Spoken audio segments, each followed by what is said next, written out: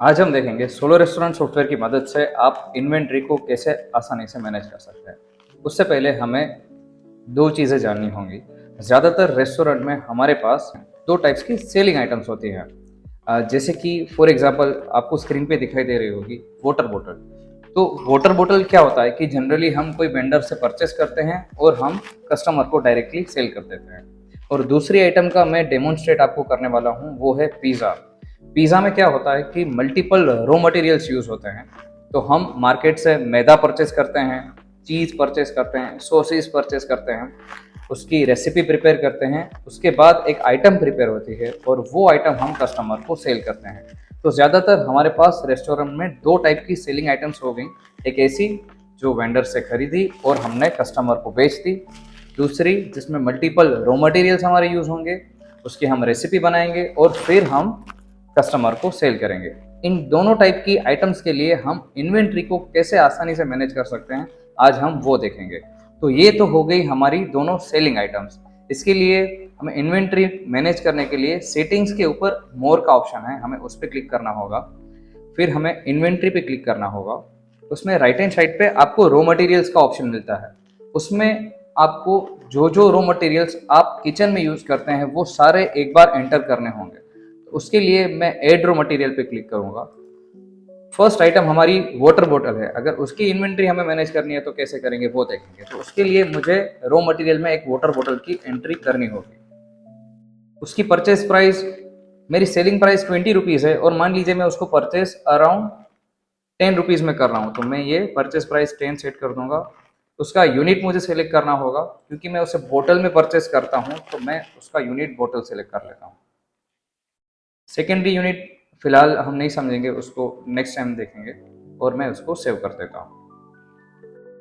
यहाँ पे एक स्टॉक अलर्ट का ऑप्शन भी आपको मिलता है। वो इसलिए, मान लीजिए कि आपकी वाटर बोतल्स स्टॉक में जब भी 5 क्वांटिटी से कम हो जाए तो आपको कहीं पे ऐसा अलर्ट मिलना चाहिए कि ये लो स्टॉक हो गया है, आपको वाटर बोतल्स और ऑर्डर करनी चाहिए। तो वहाँ पे आप ये एंट्री कर सकते हैं। मान लीजिए कि मैं फिलहाल यहाँ पे लो स्टॉक अलर्ट में 5 सेट कर देता हूँ, जिससे क्या होगा, जब भी मेरी वाटर बोतल्स 5 या 5 से कम होगी, मुझे सिस्टम एक नोटिफिकेशन देगा कि आप नई वाटर बोतल्स का ऑर्डर दे दीजिए। और उसके नीचे एक ऑप्शन है लिंक टू डायरेक्ट सेलिंग। ये लिंक टू डायरेक्ट सेलिंग का आइटम हमने एक्सक्लूसिवली इस सॉफ्टवेयर में दिया है, बाकी आपको रेस्टोरेंट सॉफ्टवेयर में ये ऑप्शन नहीं मिलेगा। उसमें अगर आपको कोई आइटम जो आप वेंडर से डायरेक्ट परचेस करते हैं और सेल करते हैं, उसकी इन्वेंट्री मैनेज करनी होगी तो आपको रेसिपी बनानी कंपलसरी होती है। लेकिन हमारे सॉफ्टवेयर में आप जब भी रॉ मटेरियल की एंट्री कर रहे हो, वहीं पे आपको एक ऑप्शन मिल जाता है। क्योंकि ये आइटम ऐसी है कि आप परचेस करते हो और डायरेक्ट कस्टमर को सेल करते हो, तो आप डायरेक्ट सेलिंग आइटम के साथ इसको यहीं से लिंक कर सकते हो। तो उसके लिए आप आइटम्स पे क्लिक करके वाटर बोतल सेलेक्ट कर दीजिए और सेव कर दीजिए। तो ये एग्जाम्पल हमने उसका सीखा जिसमें हम ऐसी आइटम है जो हम वेंडर से परचेस करते हैं और कस्टमर को डायरेक्टली सेल कर देते हैं।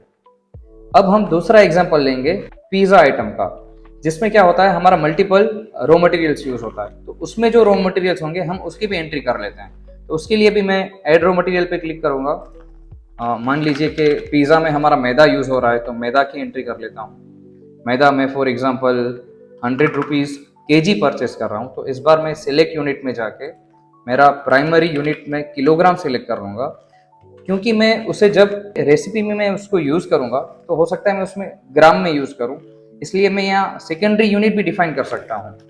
तो जब भी आप रेसिपी या कहीं भी कंज्यूम कर रहे हैं वहाँ पे ग्राम्स में यूज़ करना चाहते हैं, तो आपके पास ऑप्शन रहता है कि आप दो यूनिट्स डिफाइन कर सकते हैं, प्राइमरी और सेकेंडरी। यहाँ पे मैंने किलोग्राम और ग्राम का यूनिट स्पेसिफाई कर दिया है और मैं सेव कर लूँगा। अगेन लो स्टॉक अलर्ट में मैं 5 kg एंटर कर देता हूँ। जब भी मैदा 5 kg से कम होगा सिस्टम मुझे अलर्ट देगा। क्योंकि ये मेरी डायरेक्ट सेलिंग आइटम नहीं है, मैं मैदा परचेस करके डायरेक्ट सेल नहीं करता, इसलिए मुझे यहाँ पे कोई आइटम लिंक करने की ज़रूरत नहीं है, मैं इसको डायरेक्टली सेव कर दूंगा। अभी एग्जाम्पल के लिए पिज़्ज़ा में हम मैदे के साथ चीज़ भी यूज़ कर रहे हैं, तो मुझे चीज़ की भी एक बार एंट्री करनी होगी, तो मैं वो आइटम भी एंटर कर लेता हूँ। मान लीजिए चीज़ में 500 रुपीज़ केजी परचेस कर रहा हूँ। उसके मैं यूनिट स्पेसिफाई कर देता हूँ, किलोग्राम और ग्राम ये मैंने कर दिया, मैंने आइटम सेव कर देता हूँ। अगेन चीज़ जब मेरा 5 kg से कम होगा मुझे सिस्टम अलर्ट देना चाहिए, मैं वो कह देता हूँ और मैंने सेव कर लिया। तो अभी हमारे पास रॉ मटेरियल्स में 3 आइटम्स हो गई। एक वाटर बॉटल जो मैंने डायरेक्टली लिंक कर दिया है, मैदा और चीज़ मैंने पिज़्ज़ा के लिए अभी ऐड कर दिया है। तो अभी मैं यहाँ से बैक चला जाता हूँ। अभी पिज़्ज़ा के लिए हम रेसिपी कैसे बना सकते हैं वो देख लेते हैं। उसके लिए हमारे पास सेटअप में एक ऑप्शन है रेसिपी का, उस पर क्लिक करिए। अभी फिलहाल मेरी कोई रेसिपी नहीं है इसलिए कोई लिस्ट नहीं आ रहा है, तो मैं ऐड रेसिपी पे क्लिक करूँगा। मुझे वो आइटम सिलेक्ट करनी है कि जिसके लिए मैं रेसिपी सिस्टम में इंसर्ट करना चाहता हूँ। मैं आइटम सेलेक्ट कर लेता हूँ पिज़्ज़ा, उसमें जो जो मेरे रॉ मटेरियल्स यूज़ होंगे उसके मैं एंट्री कर लूँगा। फॉर एग्जांपल एक पिज़्ज़ा में मेरा यूज़ होता है चीज़।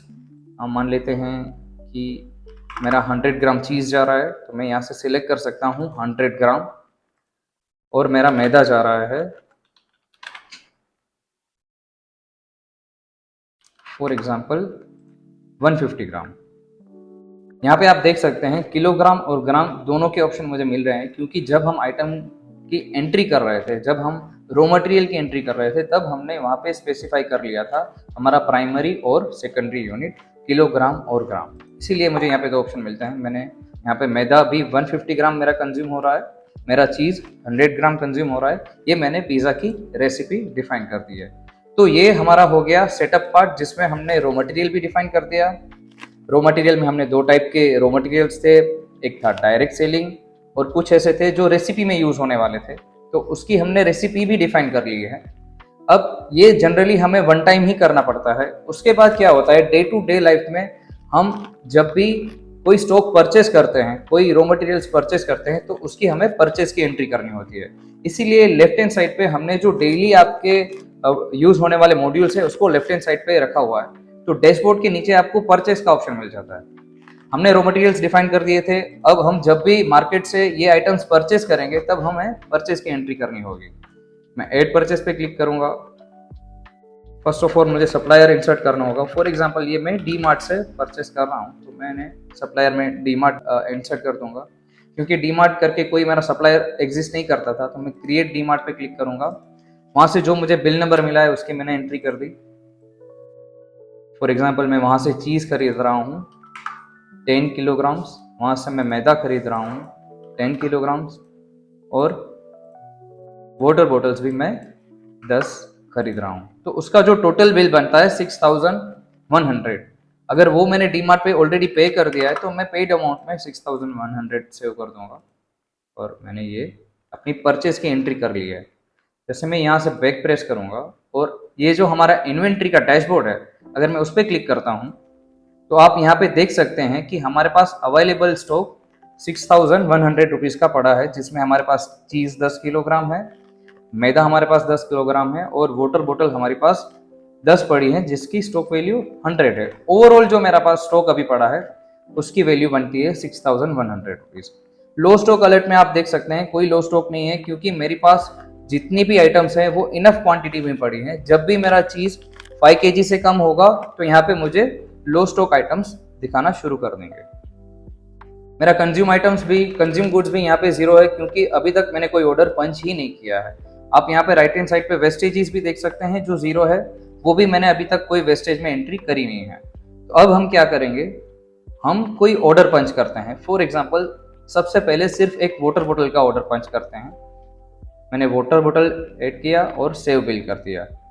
जैसे ही ये ऑर्डर क्लाउड पे सिंक होता है, क्योंकि हमारी इन्वेंट्री क्लाउड बेस्ड मैनेज होती है, आप इन्वेंट्री का एक्सेस सिर्फ इंटरनेट के थ्रू ही कर सकते हैं, और जब भी ये ऑर्डर प्लेस होगा और क्लाउड पे सिंक होगा, ऑटोमेटिकली एक वाटर बोतल हमारे इन्वेंट्री में से कम हो जाएगा। उसके लिए हम मोर पे क्लिक करेंगे, इन्वेंट्री पे क्लिक करेंगे और डैशबोर्ड पे क्लिक करेंगे।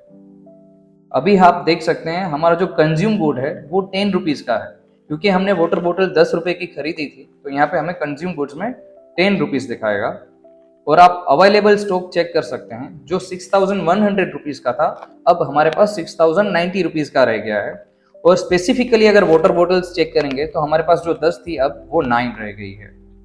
ये सेम चीज़ आप अपने ओनर डैशबोर्ड पे भी देख सकते हैं। ओनर डैशबोर्ड पे आपको दिखाएगा कि आपका आज का सेल 20 रुपीज़ का है। और अगर आप इन्वेंट्री मैनेजमेंट में चले जाएंगे तो आपको वहाँ पे टोटल सेल, आपका फूड कॉस्ट कितना है, आपका ग्रोस मार्जिन कितना है, वो सारी चीज़ें भी आपको वहाँ से आप देख सकते हैं। वहाँ पे भी आप देख सकते हैं आपका अवेलेबल स्टॉक कितना पड़ा है।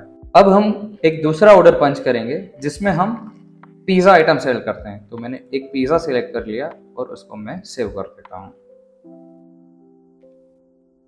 अब जैसे ही ये आइटम क्लाउड पे सिंक होगा वो इन्वेंट्री में से डिडक्ट हो जाएगा।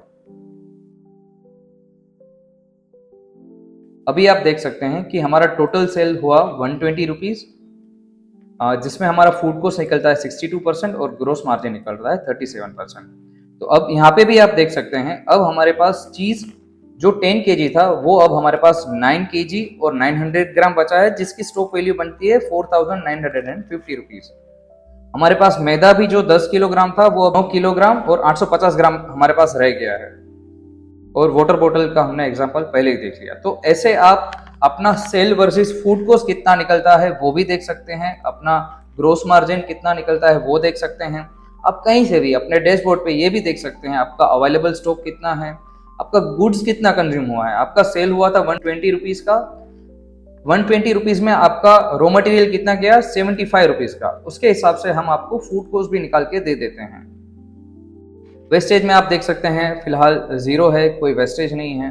मान लीजिए कि आपका आज कोई 1 kg चीज़ वेस्ट में चला गया है तो आप वेस्टेज भी मैनेज कर सकते हैं। उसके लिए मोर में जाके आप इन्वेंट्री पे क्लिक करिए, आप वेस्टेजेस में जाके ऐड वेस्टेज पे क्लिक करेंगे और आपका जो रॉ मटेरियल है, मान लीजिए कि चीज़ आज आपका 1 किलोग्राम खराब हो गया है तो आप 1 किलोग्राम उसको वेस्टेज में डाल दीजिए। आपको यहाँ पे दिखाएगा कि आपके पास इन्वेंट्री में 9 kg 900 ग्राम्स पड़ा है और 1 kg आपका बाय चांस कोई रीजन से खराब हो जाता है तो आप वेस्टेज में उसकी एंट्री कर सकते हैं और आप उसे सेव कर लीजिए।